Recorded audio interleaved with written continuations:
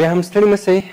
سهار مو په خیر د هغو دوستانو چې همدا شېبه زموږ سره یو ځای شوله ملک محمد صبر راغلی دی د دوی سره پر همدې موضوع باندې بحث کوو د دوی پر فعالیتونو باندې دی د پارالمپیک د برخې یعنی غړی هم دی په افغانستان کې او د شنا په برخه کې شنا یعنی آب بازي نو دوی د دوی سره به د دوی پر فعالیتونو باندې غږېږو دا چې دوی په سختو شرایطو کې بیا هم ورزش ته مخه کړې ده او همداراز په همدې برخه کې کار کوي دا چې په افغانستان کې د شنا په برخه کې کوم امکانات دوی ته برابر شوي دي نه دي برابر شوي پر همدې موضوع باندې به له صبر صاحب سره غږېږو ستړي مه شئ سهار مو بخیر تشکر صاحب زنده باشید صبح شما همچنان بخیر افتخار میکنم که امروز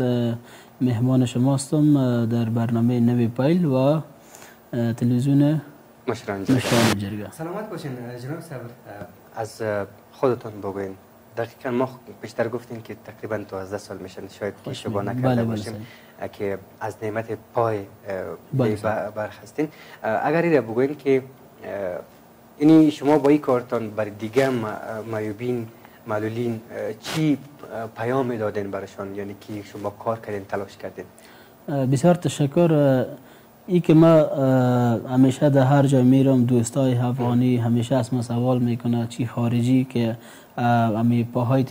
چگونه از دست دادی چون یارو بسر انفجار ماین از دست دادم طبعا کشور ما متاسفانه چندین سال جنگ بوده و یک سوال واضح است نیاز نیست برای جوابش دیگه از این خاطر ای که بر من فرصت ایجاد شد که تونستم بیرون از کشور جهت تداوی برم و هی افزارا برام همکاری شده که تشکری میکنم از دوستای خارجی ما بخصوص کشور امریکا که مرا حمایت کردن کمک کردن در قسمت پاهای مصنوعی و ترینرهای که مختلف بودن که در آدرس ورزش مرا تونستن آشنایی ساختن دیگه معیوبین معلولین عزیز فعلا در افغانستان در شرایط سختی قرار دارن که خود ما میدانیم امیدوار هستم که حکومت وحدت ملی با اینا توجه کنه که بتونه مثلا سالانه اگر تعداد 10 نفر 15 نفر از این قشر اگر جهت تداوی به کشورهای مختلف روان کنه اونا همچنان فرداش میشه که مثل خودمون یک الگوی باشن یک ورزشکار یا هر اشتیه که اینا میخواین یا تحصیل دیگه از این لحاظ امکان داره که امی سفر به خیرشان باشه و زندگیشان برای همیشه تغییر بکنه مثل خودمون واقعا په افغانستان کې څومره امکانات برابر دي دغه مصنوعي غړو لاسونه موږ په افغانستان کې ته مخکې یاد وکړل چې هر ورځ موږ انفجار ابتهار لرو هر ورځ موږ د چا یو د بدن غړی یا هم ژوند له لاسه ورکوي خو زیاتره کسان بیا د خپل بدن غړي له لاسه ورکوي څومره امکانات ورته برابر دي چې ستاسو خوندې دغه مصنوعي پښې یا هم لاس یو د وجود یو غړی ورته ورکړل شي ورته جوړ کړل شي خب امیدوار هستیم که بعد از این انتحار ترور نشه که دوستای ما سالم باقی بمونن متاسفانه نظر به امکانات و نظر به بودجه خود افغانستان واقعیت که در قسمت پاهای مصنوعی هی افزار از تکنولوژی که در خارج فعلا با گذشت هر روز بالاتر میره افغانستان عقب مانده اما یک کار داره آقای نظری صاحب که بیننده های عزیزم در ایران باشن اگر حکومت وحدت ملی کار کنه که امروز کشورهایی که اونا دخل از امروز ارتباط دارن که اینا یک به اصطلاح یک کمیسیون ایجاد کنن از طریق وزارت کار امور اجتماعی شهدا و معلولین و خود رئیس جمهوری که بتونه بعض کشورهایی که تکنولوژی بالاتر داره اما افزار در افغانستان انتقال بده کم شه و دکتر صاحبای ورزیده را که ما بتونیم سالهای آینده پاهای مصنوعی خوبتر داشته باشیم ببینین که در کشورهای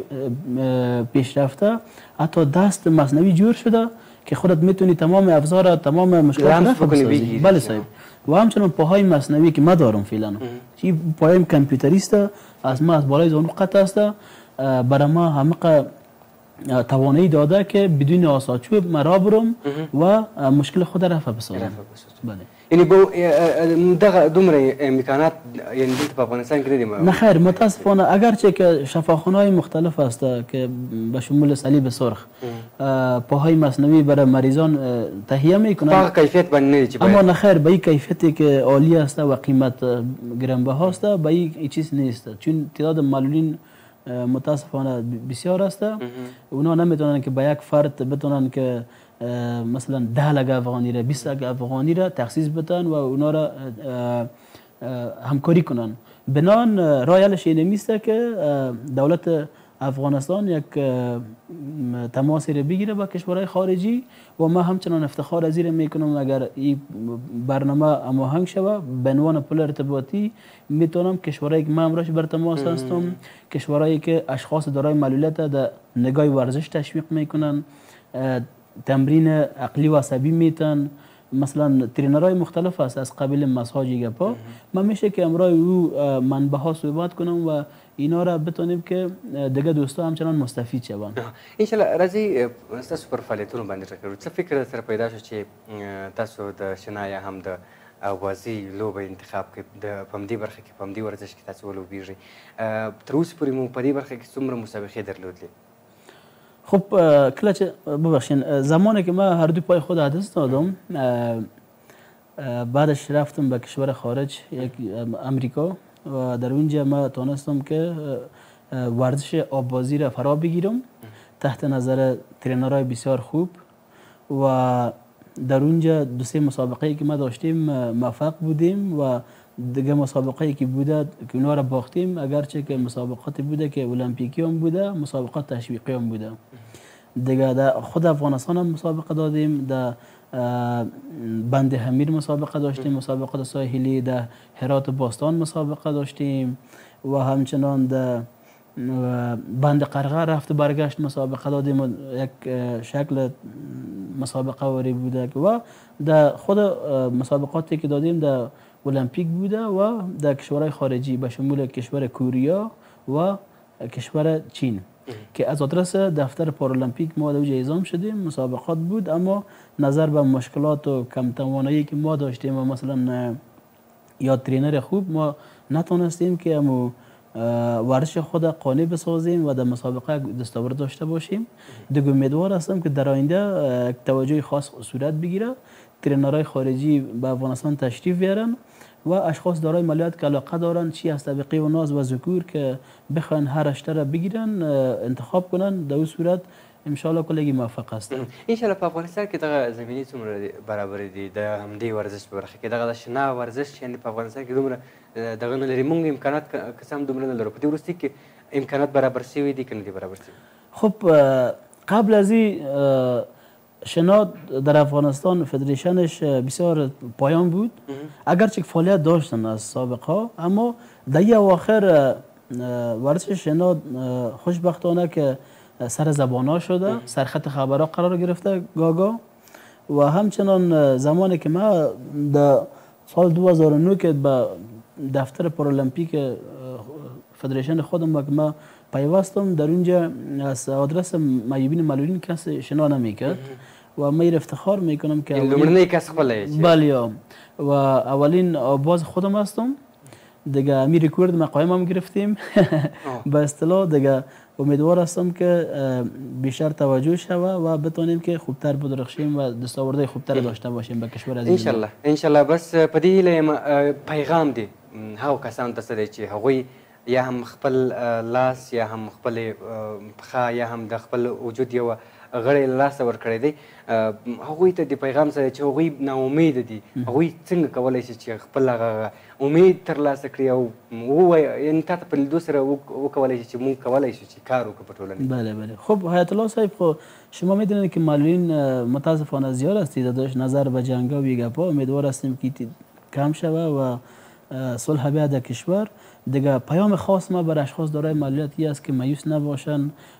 تپ تلاش کنن کوشش کنن که یک عرصه را پیدا کنن. اول از تحصیل بسیار خوب است برشان و در ضمنش اینا میتونن که اگر کدام خاص داشته باشن در قسمت ادامه تحصیلشان در قسمت تداویشان میشه که امرای وزارت کار امور اجتماعی یا مثلا ارگ جمهوری یا بعض منبع های خارجی این جوها اینا مراجعه کنن ان شاء الله که در آینده مشکلشون رفع میشه و امی مایوسیت و امی حرف معلولیت از بدنشان دور میشه. این نظر ما است، پیام ما است. ډېر زیاته من چې راغلی او زموږ بلنه ومنله او هیله ده چې تاسو په خپل دې کار سره نورو ته هم زړونه ورکړئ چې هغوی هم وکولی شي چې په ټولنه کې په ازادانه ډول سره ژوند وکړي او هغه احساس چې دوی لري احساس د کبي لري هغه د خپل وجود څخه لرې کړي. سپاسګزارم، تشکر. ډېره مننه له تاسو څخه هم او په دې هیله یم چې په افغانستان کې هم دغه برخې ته کار وشي او تر څو په هیواد کې هیڅ کله هم یو څوک د دې احساس ونه کړي چې زه معیوبه یم. اول خو د خدای دغه انفجار او انتحار نور نه راولي په افغانستان کې په هیواد کې او هیڅ څوک دې هم د الله تعالی د هغه نعماتو څخه چې الله تعالی یو چاته ورکوي بې برخې نه شي. نو اوس هم مخکې مې یاده وکړله چې ځینې ځوانانو د دې په خاطر باندې چې په هیواد کې سوله امنیت راشي او د دواړو غاړو یا هم دولت او طالبانو ترمنځ یا هم مخالفینو ترمنځ اوربند واوسیږي، آتش بس واوسیږي تر څو دوی دغه د روژې مبارکه میاشت په ښه ډول سره تېره کړي او هېڅ ډول د انفجار انتحار شهیدان ونه اوسېږو. په همدې برخه کې ځینې ځوانانو ما مخکې وویله چې